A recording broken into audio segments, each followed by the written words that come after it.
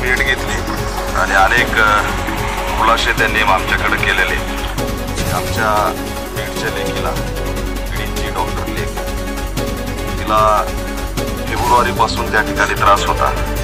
ते पत्र बघितले, त्या पत्रामध्ये सुद्धा त्यांनी उघड सांगितलं की मला पोलिसांचा मानसिक त्रास आहे आणि त्या माध्यमातून जर उद्या माझ्या जीवाला काही झालं तर याला सर्वस्वी पोलीस जबाबदार राहतील अशी त्यांची भूमिका आहे। त्याच्यामुळे फेब्रुवारीपासून पोलीस यंत्रणा काय करत होती, हे धुमाळला पत्र दिलेलं तो धुमाळ काय करत होता, याच्यात अनेक प्रश्न निर्माण झालेत। सामूहिक कट करून हे हत्याकांड झालेलं आहे। याला हत्याकांड म्हणतोय, ही आत्महत्या नाही आहे। त्याच्यामुळे आज आम्ही जे मीडियाच्या माध्यमातून बघतोय, या महाराष्ट्राच्या महिला आयोगाच्या अध्यक्षा यांनी कोर्ट खोलल्यासारखं त्या मुलीबद्दल चारित्र्यावर शिंतोडे ओढत आहेत। त्या ठिकाणी राज्याचे प्रमुख हे आरोपीला क्लीन चिट देत आहेत। तर यावरून कुठंतरी हे प्रकरण दडपण्याचा प्रयत्न सुरू आहे आणि तिला न्याय द्यायचा नाही अशी असणारी एकंदरीत भूमिका आहे। म्हणून जन उठावाशिवाय आता पर्याय नाही। या सावित्रीच्या,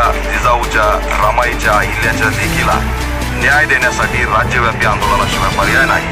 म्हणून येणाऱ्या 3 तारखेला आम्ही त्या ठिकाणी फलटणच्या पोलीस स्टेशनवर धडक देणार आहे आणि मोठ्या प्रमाणात राज्यभर आंदोलन उभा करणार आहे।